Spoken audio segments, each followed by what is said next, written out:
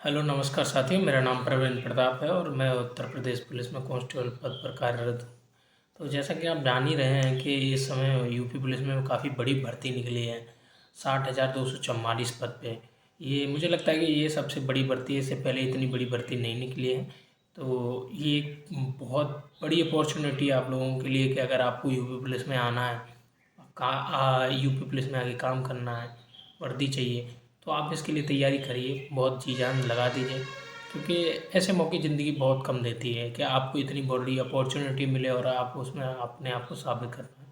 ठीक है, तो जैसा कि आप जान रहे हैं, मैं आपको पद वाइज डिवाइडेशन बता देता हूँ। 24,102 पद जनरल के लिए हैं, 6,024 ईडब्ल्यूएस के लिए हैं, 16,264 ओबीसी के लिए और 12,650 एससी के लिए और 1,204 है एसटी के लिए। ठीक है, तो ये हो गया पदों का डिवाइडेशन। अब मैं आपको इस वीडियो में आगे बताने वाला हूँ कि इसमें वेतन कितना मिलता है, काम क्या रहता है और किस तरह की ड्यूटियाँ रहती हैं और आपका फिजिकल किस तरह का होगा, पेपर कैसा होगा और मेडिकल किस तरह का होता है। तो ये जो भी सिलेक्शन प्रोसेस और उसके बाद का जो प्रोसेस होता है, ट्रेनिंग और ड्यूटी वगैरह, ये सब मैं इस वीडियो में जानकारी देने वाला हूँ आप लोगों को। तो इस वीडियो में अंत तक बने रहिए।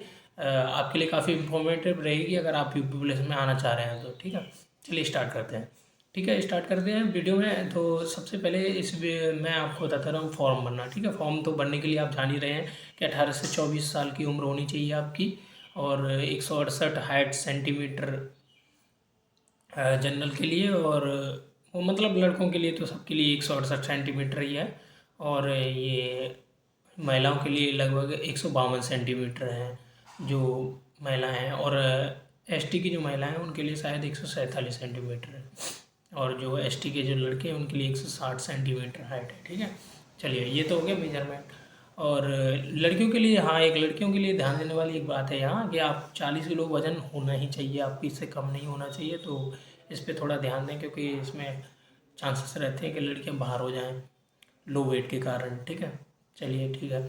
अब यहाँ से आगे चलते हैं एग्ज़ाम के लिए। तो एग्ज़ाम में इसमें इन्होंने बता रखा है नोटिफिकेशन में कि ये OMR बेस्ड एग्ज़ाम कराएंगे इसका, और नॉर्मलाइजेशन के लिए भी बोला है। तो पता नहीं इनका क्या फंडा है, ये तो मेरी समझ से बाहर है थोड़ा, क्योंकि ऑनलाइन अगर एग्ज़ाम होता है तो उसमें ये रहता है कि अगर कई शिफ्ट में अगर एग्ज़ाम कराएंगे तो हाँ, हो सकता है नॉर्मलाइजेशन करा दें।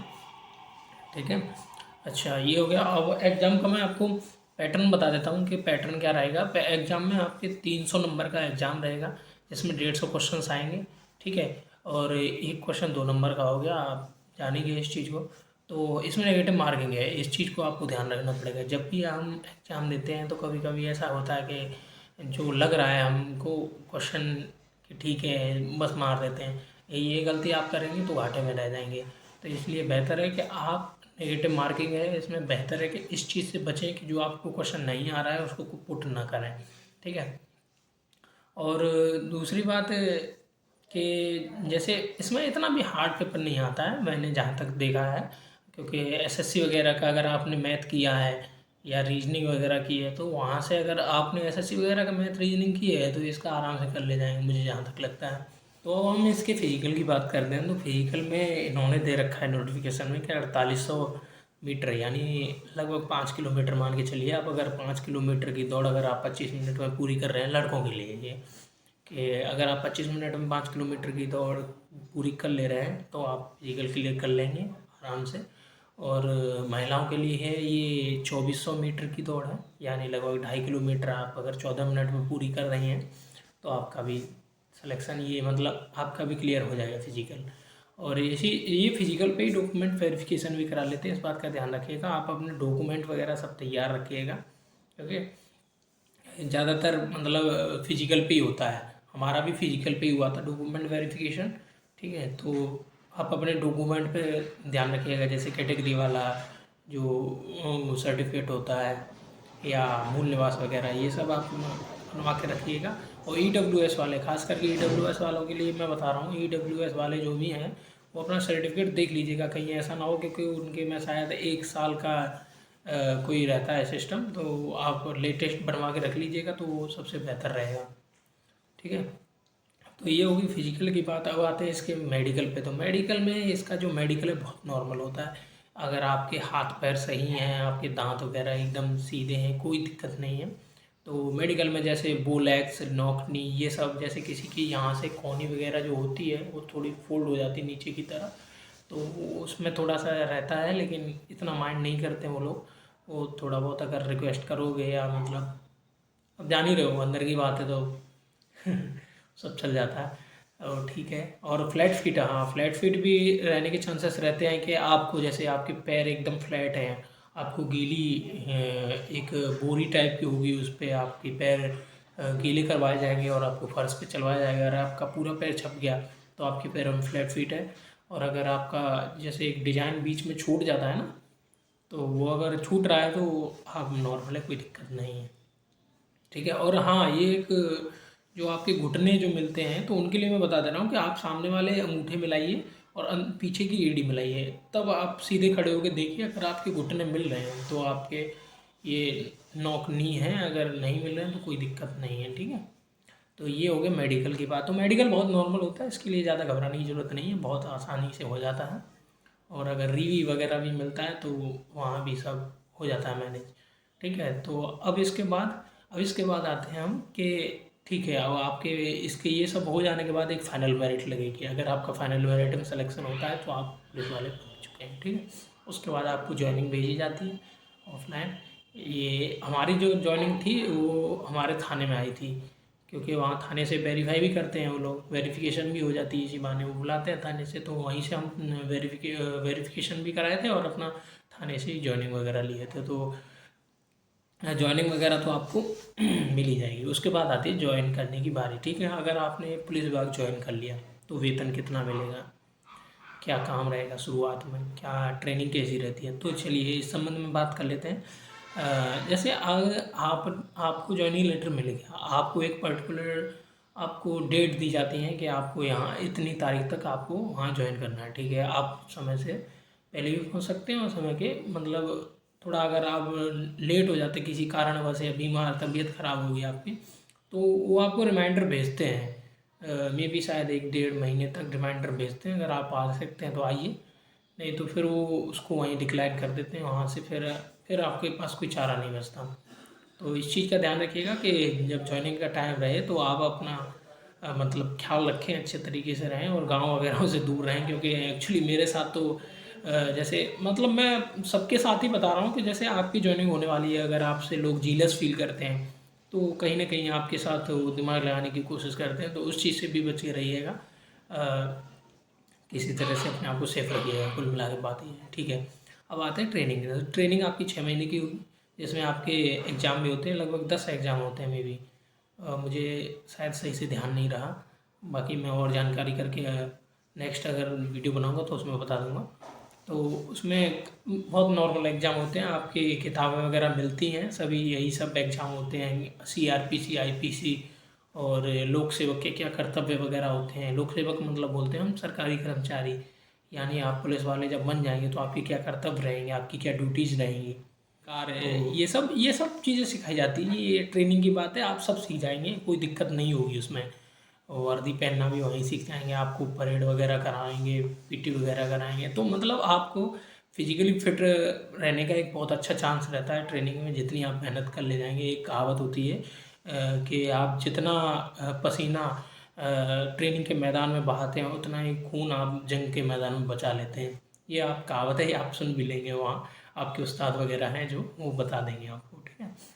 अच्छा ठीक है। आपको ट्रेनिंग टाइम पे कितना वेतन मिलेगा? ट्रेनिंग टाइम पे आपको वेतन मेरे हिसाब से अगर आप अभी ज्वाइन करेंगे तो आपको 26 से 27 के बीच में आपको वेतन मिलेगा। ये आपके मैं वेतन की बात कर रहा हूँ, वहाँ जो भी लिखा है उसको छोड़ दीजिए, मैं आपको एग्जैक्ट वेतन बता रहा हूँ कि 26 से 27 आपको वेतन मिलेगा। क्योंकि हमने जब ज्वाइन किया था तो हमको 26 से 27 मिला था, हो सकता है आपको 1000-2000 रुपये बढ़ के मिल जाए, तो इसीलिए मैं 26 से 27 बता रहा हूँ। मे भी हो सकता है कि 28 भी हो सकता है, लेकिन 26 तो मिनिमम मिलना है आपको।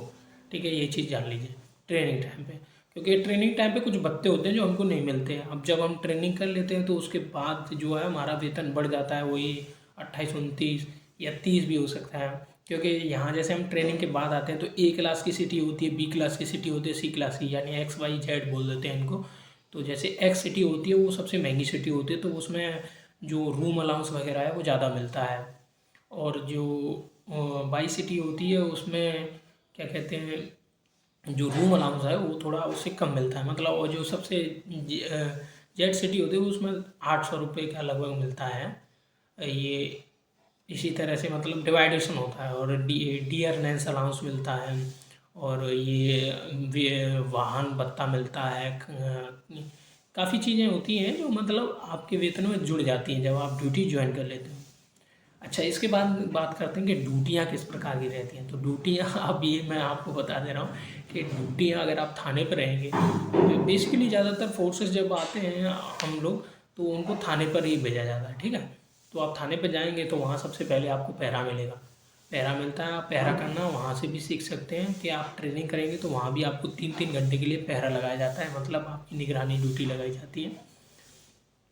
तो पहरे वाली जो ड्यूटी होती है बहुत जिम्मेदारी वाली ड्यूटी होती है, क्योंकि आप जब थाने पे अगर आप पहरे वाली ड्यूटी कर रहे हैं तो वहाँ आपके ऊपर ये जिम्मेदारी होती है कि अगर आप कोई अगर आप मुलजिम बैठा है थाने पे, तो उसकी आपको निगरानी करनी है, कहीं वो ऐसा ना हो कि वो कहीं भाग जाए।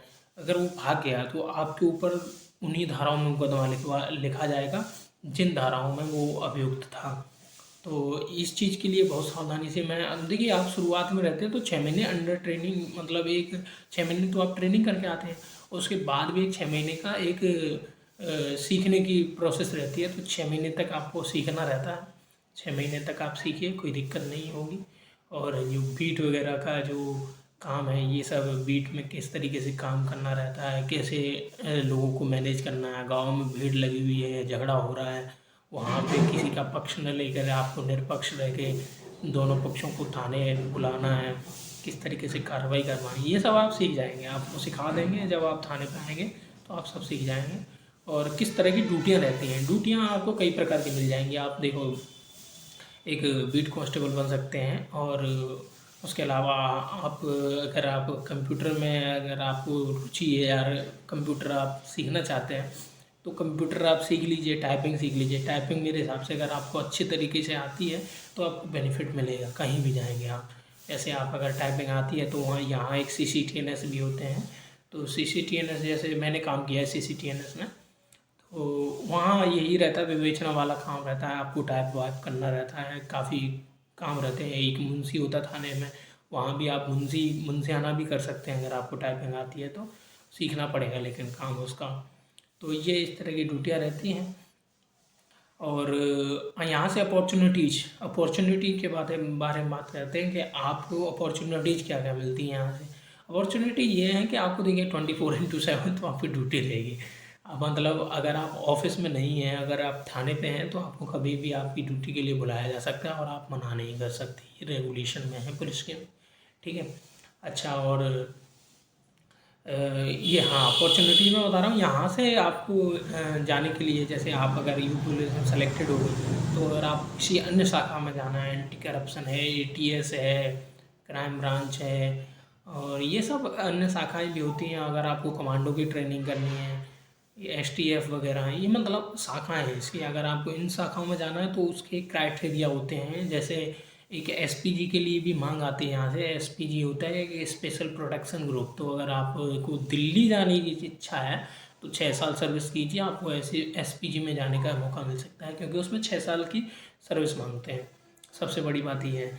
और वहाँ आप अगर SPG में पहुँच जाएंगे तो SPG मतलब जो प्रधानमंत्री, पूर्व प्रधानमंत्री, राष्ट्रपति, ये सब जो होते हैं, इनकी सुरक्षा हेतु ये ड्यूटी बनाई गई है SPG की, ठीक है। तो आप यहाँ से SPG में भी जा सकते हैं, यहाँ से आप कमांडो की ट्रेनिंग भी कर सकते हो। तो अपॉर्चुनिटीज़ बहुत हैं आपके लिए, अगर आपको पुलिस से हट के भी कुछ और करना है तो इस तरीके से।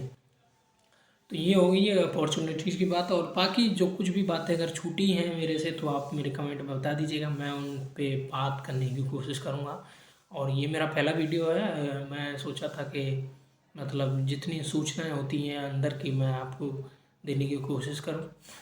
तो अगली जो मैं वीडियो बनाऊँगा वो स्ट्रेटजी के बारे में बताऊँगा कि किस तरीके से आपको तैयारी करनी चाहिए ताकि आपका 100% सिलेक्शन हो जाए, ठीक है। जय हिंद दोस्तों, नमस्कार, बाय बाय।